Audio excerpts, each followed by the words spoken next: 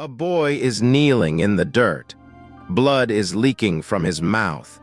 Around him, a circle of laughing teenagers in expensive robes. Above him, an instructor staring at the sky, pretending not to see. And inside him, deep in his core, a microscopic piece of impossible technology has just opened its eyes for the first time. 3 words bloom inside his skull, soft as breath, cold as steel. Get up, boy. That is where we begin. That is the door to chapters 6 through 10 of Nano Machine. And by the time we walk back out of that door, the same boy is going to be standing on the bones of his old life, looking at a future no one in his world has the words for. Settle in. This is going to be a long one. Hit the like button, subscribe, and come with me into the academy, because the scanner is about to switch on and nothing is ever going to be the same. Quick rewind for anyone just sitting down. Cheon Yeo-Woon is the illegitimate son of the demonic cult leader. That is not a flex. That is a death sentence with a long fuse. His whole life has been one long campaign of erasure. Beatings, sabotage, whispered curses behind his back. Family members who looked at him and saw a problem to be deleted. He was already on the floor, already bleeding, already half a heartbeat from the grave when a stranger appeared, claimed to be his descendant from the far future, and shoved a piece of impossible technology into his body. The Nano Machine. The descendant vanished back into whatever timeline he crawled out of. The boy was left alone with a quiet hum in his core and a future he did not understand. Then the doors of the demonic academy opened in front of him, and he walked through, and that is where chapter 6 picks him up. So let me set the stage of this academy before we go any further, because if you do not feel the pressure of this place, none of what follows will land. The Demonic Cults Academy is not a school. It is a forge. It is a stage.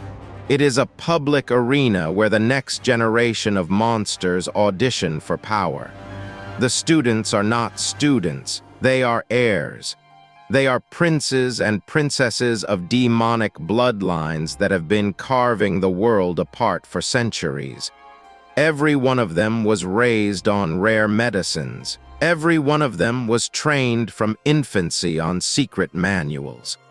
Every one of them is a weapon that has been polished since birth. They walk the corridors like they already own the world, because in a quiet way they already do. Walking into this place as a respected heir is like walking into a war with a shield in your hand. Walking into this place as Cheon Yeo-Woon is like walking into the same war with your hands already tied behind your back. And we open chapter 6 on exactly that walk. The gate of the academy looms above him. The other disciples flow past him in shining clothes, surrounded by attendants, surrounded by family. Yeo-Woon walks alone. His robe is plain. His shoulders are pulled inward. His footsteps are short, apologetic. He has lived so long as a punching bag that his body has learned how to take up less space, the way a small animal makes itself smaller when there are too many wolves nearby. The other heirs glance at him and look away, not with hate, not even with disgust, with nothing, which is somehow worse. He is not a person in this place. He is furniture.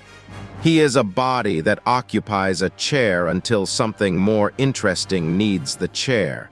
You can feel the dread layered through every panel. The art lingers on his trembling hands. On the way his chin angles toward the floor when an instructor walks by. On the way his eyes have learned to go dead because reacting only feeds the cruelty around him. This is the kind of opening that, if it were the whole story, would be unbearably bleak. But Nano Machine knows what it is doing. It dwells in the bleakness on purpose, because something is about to happen inside this boy that is going to make every single moment of this opening hit 1,000 times harder on rewatch. And then, without warning, without fanfare, the scanner activates. It does not arrive like a video game tutorial. It does not blast a holographic interface across his vision. It is quiet, surgical, almost shy. A faint shimmer along the edge of his sight, a soft pulse in his core, a presence that begins slowly and patiently to read him from the inside. It traces his meridians like a finger following a river. It measures his energy reserves. It maps his foundation. It logs the damage that years of beatings and sabotage have written into his body. And then, in calm, clinical, almost gentle language, it tells him the truth. Your body has potential. Your foundation is intact. The technique you were taught is incorrect. The energy paths you were forced to use run against your nature. Your weakness is not your fault. You were sabotaged. The data does not lie. Stop. Sit with that. Try to imagine being this boy at this moment. 16 years old, bullied your entire life, convinced down to the marrow of your bones that you are simply less. And a voice inside you, a voice you cannot fully explain, has just told you that everything you ever believed about yourself was a deliberate lie. That you were not born weak. That you were made to feel weak by people who needed you small. The chapter slows down. The panels widen. You can watch the cracks form in his self-image in real time. His eyes go wider, just slightly. His breath catches. Something old shifts inside him and something new takes its place. Not hope exactly. Something colder and more useful. A suspicion that he might, after all this time, be worth something. That suspicion is the seed of everything to come, but Chapter 6 refuses to give him a hug. It does the opposite. It immediately drops a hammer on him. Because while the scanner is still running, while the truth is still bleeding into his bones, a voice from the academy yard calls his name. A noble heir. One of the bullies. He has been spotted. He is being summoned. And the chapter slams a door right there. The boy with the newly awakened machine in his core, the boy who has just learned that everything he believed about himself was wrong, has to stand up and walk into the lion's mouth before he has the chance to even take a breath. And here is the cliffhanger that Chapter 6 leaves you on. He has the truth now. He has the scanner. He has a voice in his head telling him he can be more. But he has zero training, zero combat experience under the new path, zero margin for error. And one of the cruelest heirs in the entire academy has just called him over by name. If he reveals even a hint of what just happened inside him, he is dead.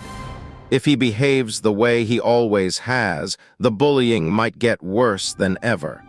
The chapter cuts to black on him standing up, on his hand still trembling, on the long walk across the yard, on the faces of the heirs already smiling. Tune in next chapter, the panel seems to whisper. Let us see if the new boy survives his first test. Chapter 7 opens, and the answer is yes, barely. The first confrontation of the new era goes exactly the way the old era went. Yeo-Woon takes the abuse. He plays the role. He absorbs the shoves and the laughter and the small, calculated cruelties that the noble heirs have raised into an art form. But for the first time in his life, while he is being humiliated, he is not actually suffering the way he used to. There is a quiet voice in the back of his head taking notes. The scanner is logging every face, every stance, every breath pattern, every tell. The machine catalogs the bullies the way a hunter catalogs prey he has not yet decided to kill. And Yeo-Woon, for the very first time, walks away from a beating with something he never used to walk away with. Information, power in the slow, raw embryo form, future revenge sleeping in a file deep inside his core. That night, the real training arc begins, and these night sequences are the soul of Chapter 7. Picture a small room, a single low candle. The academy outside has gone quiet. The wind moves through empty courtyards, and in the center of one small, dim room, a boy sits cross-legged, sweat running off his forehead, hands trembling on his knees. He is not casting any flashy techniques. He is doing the most boring, most fundamental work in cultivation. He is breathing correctly. He is moving energy along corrected pathways. He is rebuilding a foundation that was deliberately destroyed years ago. The machine narrates each step. Adjust your spine, lower your shoulders, slow the inhale, pull energy from this point, anchor it here, hold, release, repeat. There is a parental quality to the voice, a patience, a care, the kind of attention that this boy has not received from a living human being in his entire life. He follows the instructions. He fails. He follows them again. He fails again. He follows them again. And slowly, on the 10th attempt, on the 50th, on the 100th, his energy begins to move the way it was always supposed to move. The art conveys this with quiet brilliance. Lines of light tracing through his body like rivers finally finding the right channel. A small click of alignment that you can almost hear through the page. He opens his eyes. His chest is heaving. He is not stronger yet, but he is for the first time real. The chapter does not let him off easy, though. Every cultivation gain has a cost. He collapses at the end of the session. He throws up onto the floor. He passes out and wakes up to dawn light coming through the window. The machine warns him every time he is about to push past safety. There is a delicate, brutal climb being negotiated here, and what makes it work is the trust building between Yeo-Woon and the voice in his head. He is not just being trained. He is being noticed. He is being cared for in a clinical, precise, almost surgical way. And for a boy who has lived his life without anyone in his corner, a single sentence of recognition lands harder than any technique. And then Chapter 7 hits you with its cliffhanger. Because while Yeo-Woon is finally beginning to grow, the cult is not standing still. We get a glimpse, brief and chilling, of the larger world around him. A meeting room, shadowed faces, names being spoken in voices too low to fully catch. The phrase, "the illegitimate son," drifts through the air, surrounded by other phrases that do not bode well. Eliminate, quietly. Before the issue grows, the panel does not name names, it does not show faces clearly, but the message is unmistakable. While Yeo-Woon is learning to breathe correctly for the first time in his life, somewhere in the cult, someone is making a quiet decision about his expiration date. The chapter ends on his bedroom door, on him sleeping, on the candle finally burning out, and on the audience knowing something he does not yet know. He is on borrowed time. The clock is running, and the people holding the knife do not care that he just woke up. Chapter 8 opens and immediately deepens the training. The machine begins to feed him more advanced concepts, dual current circulation, the harmony of opposing forces. the forgotten cultivation methods that the noble families would commit murder to keep out of his hands. These are not the safe, tame techniques the Academy teaches. These are the kind of arts that create cultivators too free to be controlled. Yeo-Woon is being handed a weapon that the cult itself would condemn him for possessing, and he is being asked to hide it inside his daily life as if it were not the loudest thing in his soul. The training expands. He learns posture work. He learns how to read his own balance. He learns small drills he can do in public without anyone noticing. Tiny stance adjustments while standing in line. Subtle weight shifts during meals. Micro-corrections to his gait when he walks across the courtyard. Every minute of every day becomes a stolen training session. The Academy thinks he is wasting their space.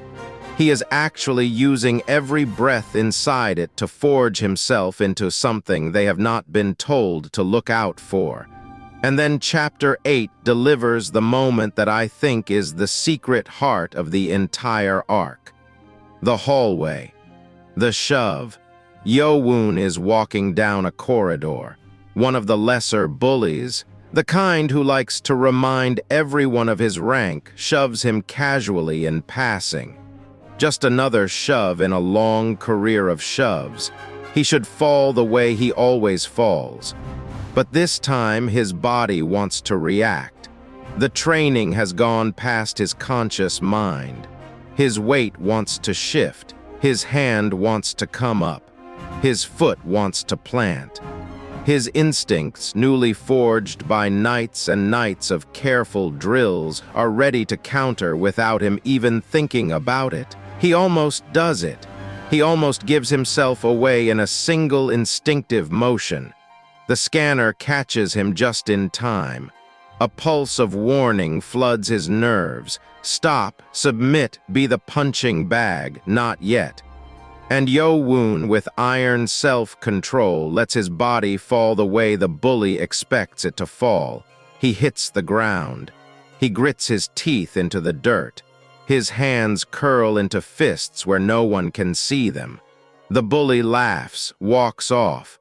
The hallway moves on, and only the scanner inside him knows that the boy on the floor was a single breath away from rewriting the entire dynamic of the room. That is character growth at its purest. Quiet, iron, invisible to everyone in the world except the audience. And it is also the Chapter 8 cliffhanger, because the moment lands with a question that the story refuses to answer yet. How much longer can he hold the mask? How many more shoves before his instincts win the argument and he counters before he can stop himself? How many more breaths until the cost of pretending becomes greater than the cost of revealing? The chapter closes on his hands uncurling slowly in the dirt, on the sound of his own breathing, on the long ache in his jaw, and on a quiet voice inside him whispering, soon. Not now, but soon. The clock just got louder. Chapter 9 opens the doors on the next pressure cooker, the structured sparring match. Yeo-Woon is paired against a noble heir with better lineage, better technique, better physical conditioning, better reputation. By every metric, the cult understands this is an automatic loss. The crowd already knows the result. The instructors are barely paying attention. The other students are placing quiet little bets on how long he will last. The script for this match was written before either boy stepped onto the floor. And then the scanner goes to war. The machine feeds Yeo-Woon real-time tactical analysis the moment the opponent moves. Left foot pivots a fraction slower than the right. Guard drops a small distance on the third strike of any combination. Internal energy reserves are higher than average but distributed inefficiently. Reaction time spikes when attacked from a slightly low angle. Each fact is small. Together they are a complete picture. The opponent is not invincible. He has gaps. He has tells. He has weaknesses no one has ever bothered to map because nobody has ever needed to. And Yeo-Woon, who now looks at every person in this academy with the eyes of a machine from the future, sees the gap exactly where it lives. But here is the genius of the chapter. He cannot just win. He cannot show what he has become. So he choreographs the match. He takes hits that look devastating but are angled to minimize damage. He throws strikes that look clumsy but happen to land exactly where the machine told him to land them. He stumbles into perfect positioning. He flails into perfect openings. The match becomes a beautiful chaos of confusion that slowly, almost accidentally, starts tilting in his favor. The opponent cannot understand what is happening. The crowd starts to murmur. The instructors raise their eyebrows, and Yeo-Woon, in the middle of it all, is calmer than he has ever been, because for the first time in his life he is in a fight he actually understands. The match ends gloriously ambiguous. The official verdict is one thing. The whispers in the stands are another. Was it a fluke? Was it luck? Did the opponent simply have an off day? Yeo-Woon walks away from the floor with his eyes on the ground and the mask still firmly in place. The crowd shrugs. The instructors move on, and he has bought himself a sliver of breathing room without ever pulling back the curtain on what he actually is now. But the cliffhanger for Chapter 9 is not in the match. It is in the stands, because there is always one. There is always someone in the crowd sharp enough to feel a misdirection even if they cannot prove it. The cold prodigy. The quiet observer with the unreadable face. They did not gasp during the match. They did not lean forward.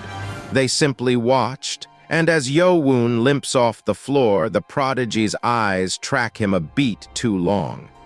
Their gaze lingers on the angle of his fall. Their breathing settles into the stillness of a person running calculations. After the match, they do not speak a word. They simply nod once very slightly to themselves. Hypothesis confirmed. Something is wrong with this boy, something interesting, something dangerous. The chapter closes on that nod, on Yeo-Woon walking out of the arena pretending not to feel the weight of an unfamiliar set of eyes between his shoulder blades. On the cold prodigy already turning their attention elsewhere as if nothing had happened. And on the audience knowing with a slow chill that a new opponent has just entered the game. Not loud, not announced, just present. Already watching, already learning, already deciding what to do next. Chapter 10 is where the bottled tension finally lets out a controlled burst of steam. And it does not waste any time. The setup is brutal. Yeo-Woon is cornered. Whether by deliberate ambush from a group of noble heirs or by a training scenario engineered for his humiliation, the walls close in fast. He cannot lose without being seriously hurt. He cannot win without painting himself as a target for the rest of his short life. The squeeze is intentional, designed to break him publicly, and the people running the squeeze are very pleased with their planning. Mistake. The scanner pulses. The machine activates everything it has built into him so far. His posture shifts. His breathing drops into the rebuilt rhythm. His weight settles. His meridians sing with the corrected circulation. His footwork follows the patterns burned into him by countless midnight drills. And for the first time, just for a slice of this fight, he stops pretending. Not all the way. Not enough to ruin the long game, just enough to win. The combat in Chapter 10 is a small masterpiece. The panels open up. The angles get cinematic. Yeo-Woon does not throw flashy attacks. He throws clean ones, surgical ones. Each blow lands where it does the most damage and costs him the least energy. He moves like someone coached by a future from beyond this world because he has been. His opponents, who walked into this expecting a sure beat down, cannot find their footing. Their reads are wrong. Their techniques do not connect. Their stances break before they can complete them. And for the first time in their privileged little lives, they taste a flavor they have never tasted before. Fear. Real fear. The kind that does not have a name yet because the world has never given them one. But Yeo-Woon does not break the mask completely. He finishes the fight with what looks like a desperate strike, a near miracle, a lucky angle. He sells the win as an accident. He sells himself as a kid who got lucky. The crowd can rationalize it. The instructors can write it off. The audience can shrug and call it a fluke. Inside, the machine logs the success and adds the data to the growing library. Outside, Yeo-Woon lets his shoulders sag back into their old slump. He drops his head. He becomes the boy they expect to see again. Mask back on. Show over. Survive another day. Except the room has shifted and you can feel it. The instructors exchange glances they were not planning to exchange. The noble heirs look at him with the first hint of something they do not have a word for yet. And in the back of the crowd, the cold prodigy watches Yeo-Woon walk off the floor and nods to themselves one more time. The hypothesis just gained another massive data point. The road to a future confrontation just got much shorter. And then, the cliffhanger, the real one. The one that closes Chapter 10 with a punch to the chest. We do not stay with Yeo-Woon in his moment of quiet victory. The camera pulls away. The scene cuts. We find ourselves in a different room, higher up the hierarchy of the cult.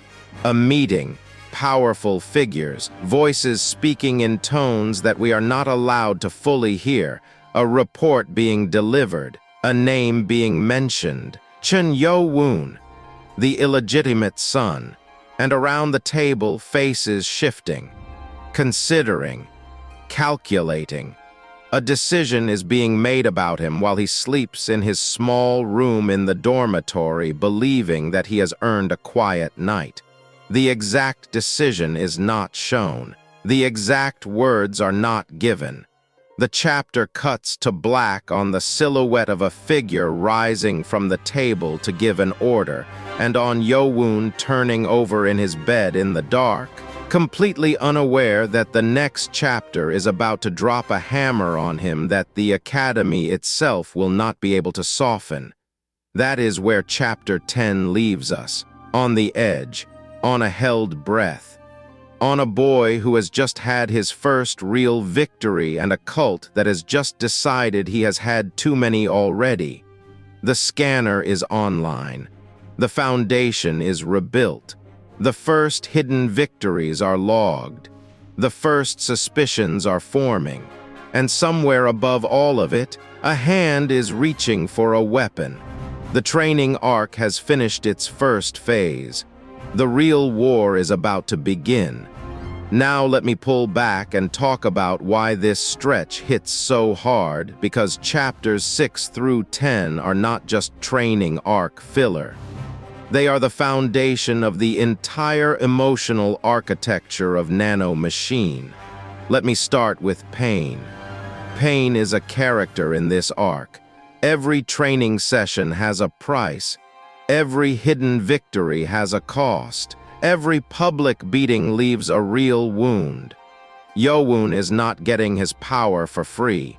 The story refuses to let you forget it. He pays daily. He pays in cash. He keeps a quiet ledger of everything spent, and the story trusts you to understand that every drop of pain he is paying now is going to be collected back with interest by the boy he is becoming. Then there is the voice. Yeo-Woon barely speaks in these chapters. He has lines, sure, but they are short, careful, calculated. The bullies force him to grovel. The instructors throw casual questions at him. He answers small. Compare that to the steady, constant patter of the machine in his head, a presence that speaks to him with more honesty in a single sentence than any human being in his life ever has. That contrast is the entire emotional architecture of the arc. The world demands his silence. The machine demands his honesty. He is slowly learning which voice to trust. He is slowly learning who he actually is when no one is forcing him to be smaller. Then there is the academy itself, working as a character. The training yard, the hallways, the dormitories, the corners of the courtyards. Each location has its own visual language, bright and harsh during the day when the bullying happens and the mask must stay on. Soft and warm at night when the boy and the machine sit together in a small room and quietly build the future. The art switches palettes between these worlds deliberately. It tells you without words which scenes are about pretending and which scenes are about becoming. That visual contrast is doing emotional heavy lifting throughout the entire arc. Then there is the politics. Underneath every scene, the cult's power dynamics are moving constantly. The 6 great families are not just a backdrop, they are a chessboard. The instructors are not just teachers, they are pieces on that board. Even the bullies are political tokens, each acting out the priorities of their houses. Every fight in the academy is a message in a much larger conversation. That layer of political nuance is what stops these chapters from feeling like a generic training arc. Every action has ripple effects. Every win and every loss is being read by people Yeo-Woon does not even see. Then there is the machine itself. Let me just give it its flowers. The voice the story chooses for this thing is so much more interesting than it had any right to be. It is not a chirpy game system. It is not a sassy sidekick. It is calm, methodical, patient. It treats Yeo-Woon like a project worth completing, and it speaks to him like a coach who has done this before and knows exactly what works. Sometimes it is encouraging. Sometimes it is harsh. Sometimes it lands a line so dry it catches you off guard. And throughout all of it, the scanner stays on, quietly logging the world around him. Every fighter is a future opponent. Every technique is a future addition to the library. Every weakness is a future opportunity. The machine is building him a custom path through this entire world, and the path is being drawn from the inside out.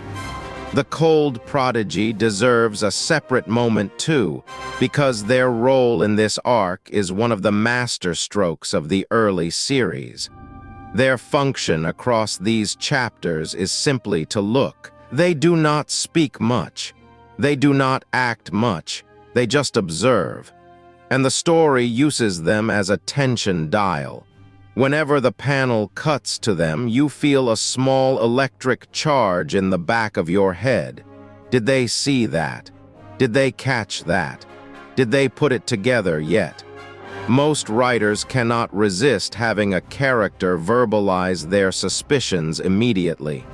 Nano Machine refuses.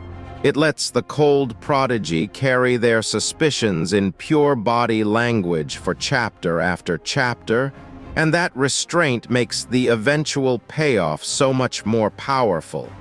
Then there is the small kindness the machine occasionally shows. Sometimes, after a particularly brutal day, when Yeo-Woon is sitting alone with bruises blooming on his arms and his ribs sore from kicks, the machine says something quiet you do not expect. An acknowledgement, a note that he did well, an encouragement to rest. These moments are not big, they are not dramatic, but they land because for a boy who has lived his whole life without anyone in his corner, a single quiet sentence of recognition is the entire world. The machine does not perform empathy. It does not pretend to be human. But in the way it speaks to him, you start to feel the shape of something that resembles care. And Yeo-Woon, slowly, starts to allow himself to receive it. Watching a boy learn that he is allowed to be cared for is one of the quietest, most beautiful arcs hidden inside this loud action series. Let me close with the structural read. Chapters 6 through 10 are the second act setup of the entire series. The first act was the betrayal and the descent of the descendant from the future. The third act, in the long view, is the eventual reckoning with everyone who hurt him. These 5 chapters are the bridge between those two worlds. They are taking the broken boy of the prologue and giving him the tools, the patience, and the will to become the avenger of the long arc to come. Without these 5 chapters, the rest of the series does not work. Skip them and the later payoffs feel hollow. Read them carefully, and every future victory hits with the full weight of what was paid to get there. That is what makes this stretch so important, not just for Nano Machine, for the entire genre. It is a master class in how to structure a slow burn. It is a master class in how to use a power-up without breaking your story. It is a master class in how to build a quiet partnership between a protagonist and a non-human ally that feels real. It is a master class in how to seed political tension that pays off across hundreds of future chapters. And it is a master class in how to make a reader love a quiet, broken boy enough that they will follow him through hell to see him win. So when Chapter 10 closes, when the dust settles, when Yeo-Woon walks away from the scene with his head still bowed and his shoulders still hunched, I want you to remember what is really happening. He is not the same boy who started Chapter 6. The robes are the same. The walk is the same. The mask is the same. But underneath, everything has changed. His meridians sing in a key they have never sung in. His footwork is loaded with lessons the cult forgot existed. His mind shares its hum with a tactical computer from a future no one in this room can imagine. And his heart, for the first time, knows the shape of the road it wants to walk down. He is not surviving anymore. He is moving towards something. And nothing in this world is going to stop a boy who has decided to move. And here is the final cliffhanger of this whole stretch, the one the audience walks away with. While Yeo-Woon sleeps in his small dormitory bed, somewhere in the cult, a hand is closing around a name. While the scanner hums softly inside him, somewhere in the dark, a name is being added to a list. The boy thinks he has time. The cult has decided otherwise. The next chapters are going to crack the world open on him, and the only thing standing between him and a quick anonymous death is the small machine in his core that has not yet been pushed to its limits. Cheon Yeo-Woon walked into the academy as a corpse waiting for the date to be filled in. He is walking out of Chapter 10 as something his enemies do not yet have the vocabulary to describe.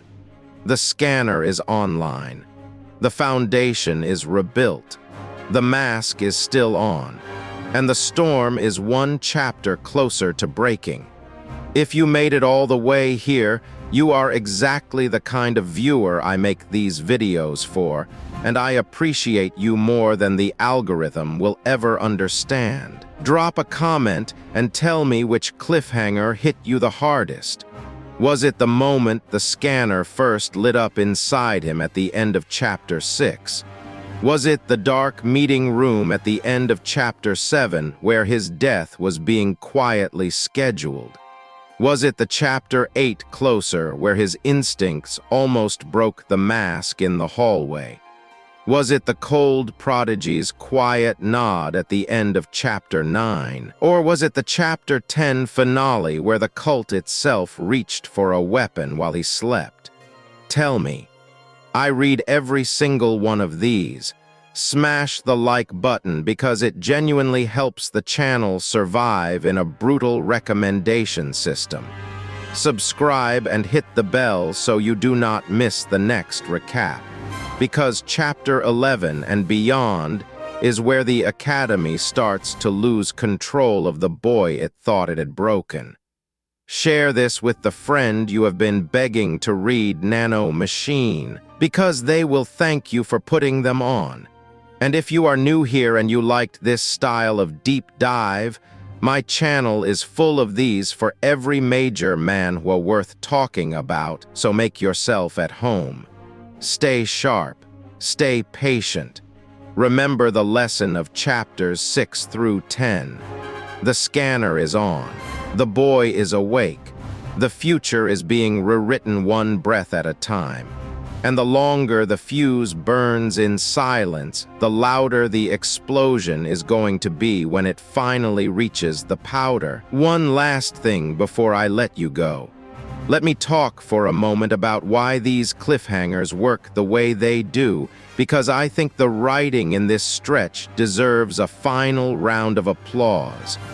Each of the cliffhangers between chapters 6 and 10 functions on a different layer of the story. The end of chapter 6 is a personal cliffhanger. Will the boy survive his first walk back into the lion's mouth now that his eyes have just been opened? The end of chapter 7 is a hidden cliffhanger. The audience learns something the protagonist does not, that a death sentence is being quietly drafted while he sleeps. The end of chapter 8 is an internal cliffhanger. How much longer can the boy hold his own instincts in their cage before they break out without his permission? The end of chapter 9 is a relational cliffhanger. A new pair of eyes has locked onto him, and we have no idea yet what those eyes intend to do. And the end of chapter 10 is a world-level cliffhanger. The cult itself, the most powerful institution in this universe, has just turned its attention toward him in a way that no broken boy from a small dormitory bed should ever survive. That is a beautifully constructed escalation. Personal threat, hidden threat, internal threat, social threat, institutional threat, each layer larger than the last, each one tightening the noose by a different mechanism. And by the time chapter 10 cuts to black, the audience is not just hooked. They are wired into the story at 5 different points of tension at the same time. That is master-class pacing. That is why people binge this series. That is why a slow burn that should feel slow somehow feels like a sprint when you are inside it. Now imagine watching all of that unfold without knowing what comes next. Imagine being the reader who closed chapter 10 on the day it dropped and had to wait an entire week to find out what happened. That is the kind of pacing that builds a fan base for life. That is the kind of writing that makes a series unforgettable. And the boy at the center of it all is still just trying to breathe correctly in a small, dim room with one low candle. He does not know about the meeting in the cult. He does not know about the cold prodigy's nod. He does not yet know how big the storm coming for him actually is. He only knows that the scanner is on, that the truth has been spoken, that the foundation has begun to rebuild, and that for the first time in his life, he is not waiting to die. He is waiting to win. And every day he keeps that mask in place is one day closer to the moment he finally takes it off. I will see you in the next one.